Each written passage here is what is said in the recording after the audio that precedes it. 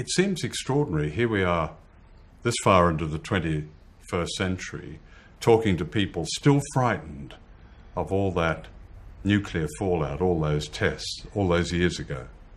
The impression I get is that there's so little trust among people. The U.S. is trying to provide as much information, as much good information as we can. Yeah.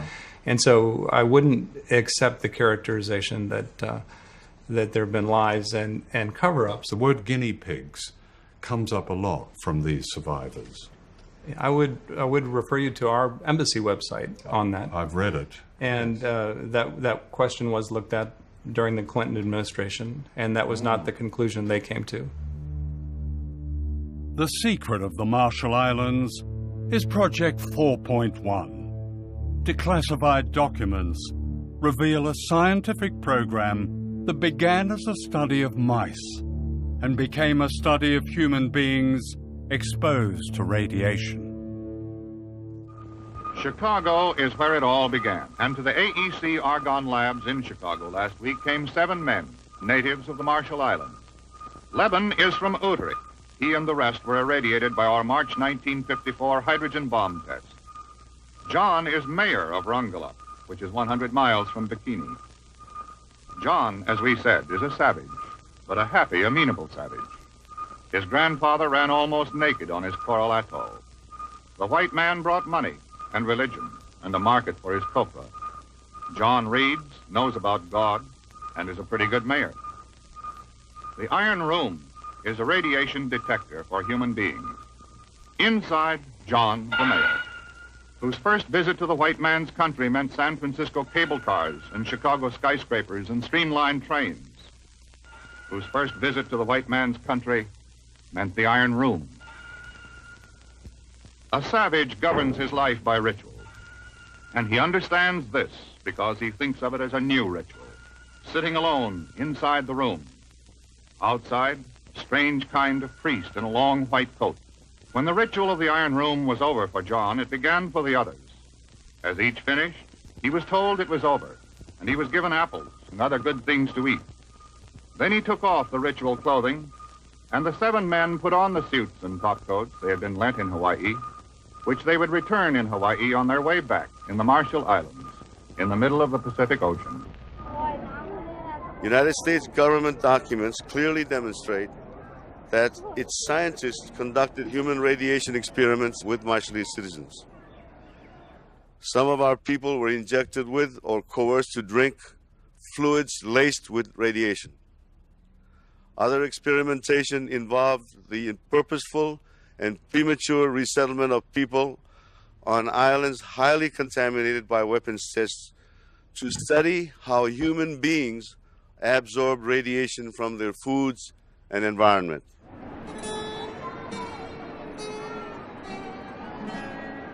These people are guinea pigs.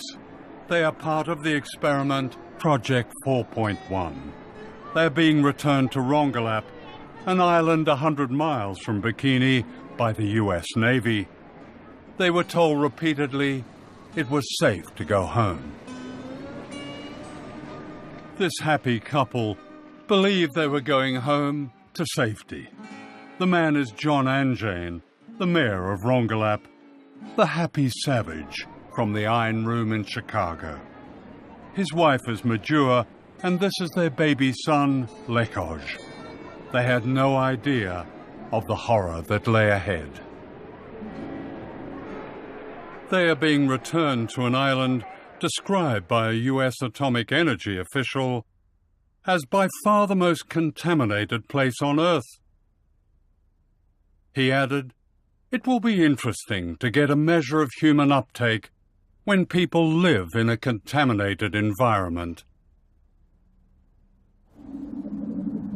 The people of Rongelap remained on their poison island for 28 years as guinea pigs, the objects of regular scientific examination. Ngay chăm dukun malala lang nangan bijiray wala ko pera kana kaya ngay cham tawi ijajik tanangan bijiray wala jan kian cham mama arbar tyrod berjilelok ni menunong tairot menge cap rar cap apredi etan palio cadu rara apredi im bar action terus ada kan terus ngai cap tamak ke cuan accident kan ke cala lilu dan cet nan rar noji.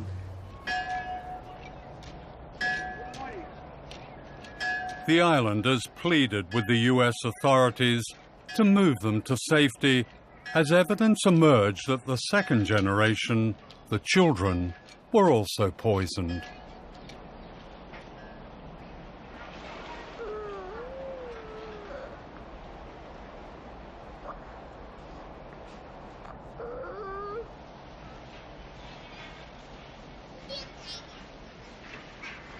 Desperate to leave, the islanders called on Greenpeace to rescue them.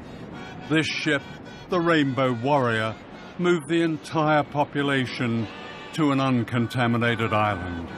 They called it Operation Exodus.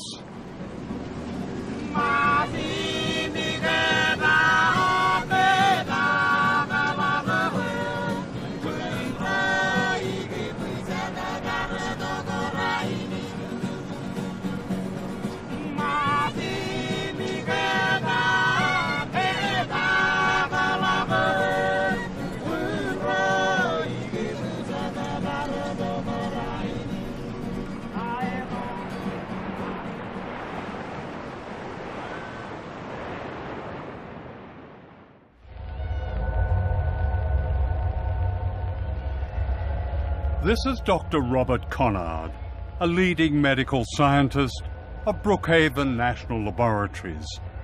Conard devoted his distinguished career to examining the islanders.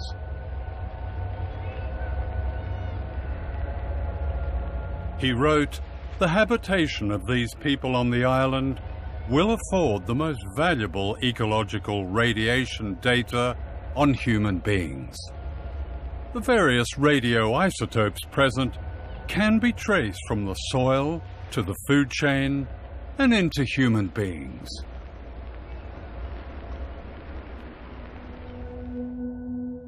Dr. Conard gained the trust of whole communities. When he brought the islanders to New York to be examined, he showed them the sights and had them over for a barbecue.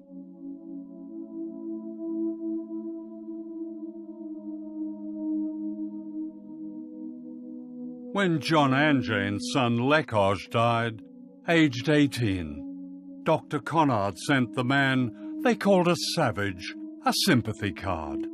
From your friend, Bob. In 1957, Majua Anjane was the smiling young woman seen here on her way back to Rongelap, unaware of the danger she and her family faced.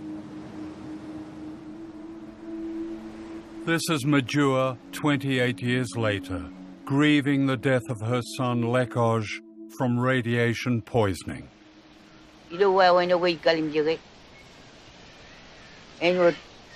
Tuan meni nur eurar rori lul air kamar bere eor rei gagni ni jawle bin yenu di nagar baj eno power rei mujidi eleng jigin eno peraga tor lu awle ben jigin ulim di pen pere boy kare awle jigin pen meno tuan meni nur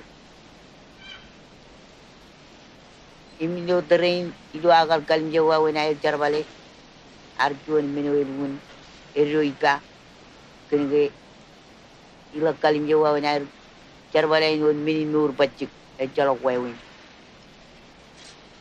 ewa yangin meno ala bagalam nakaga ole ben minuun di kun ribale we rar ko kurala ngundi im nijidi wayare kakini ni du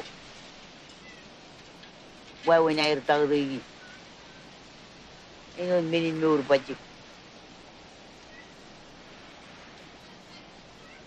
And when many Galmalo and Gaga all over right.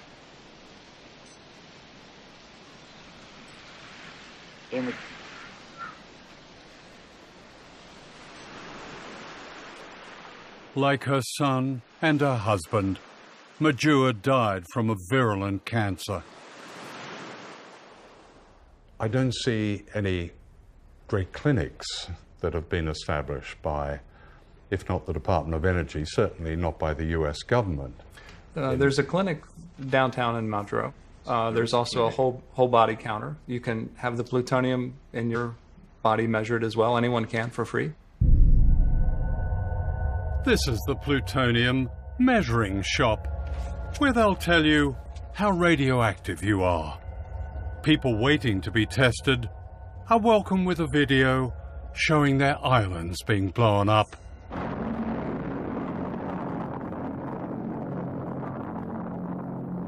And this reassuring commentary.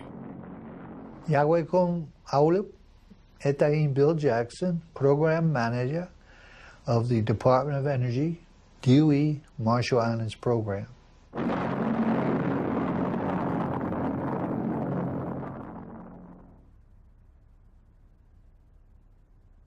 This is Rinok, a refugee from the poisoned island of Rongelap, whose family owned land and lived a secure, prosperous life.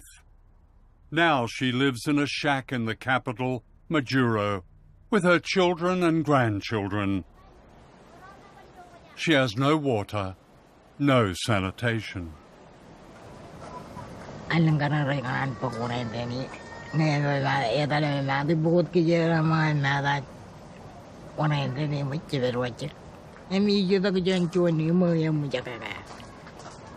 And power? She has electricity?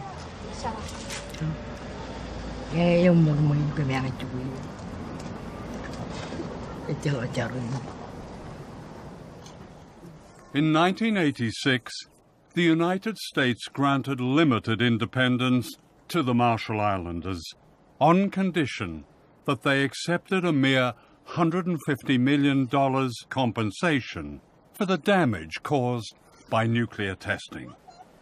A claims tribunal was set up and soon ran out of money. An appeal to the US Congress more than a decade ago still awaits a reply.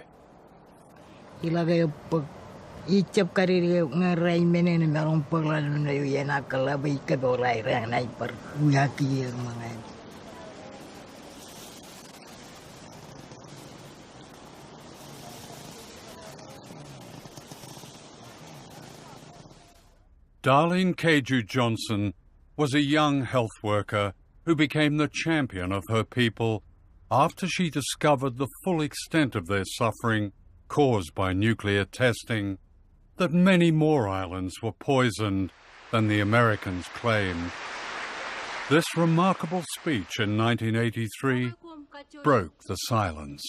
I bring greetings from the Marshall Islands and throughout Micronesia.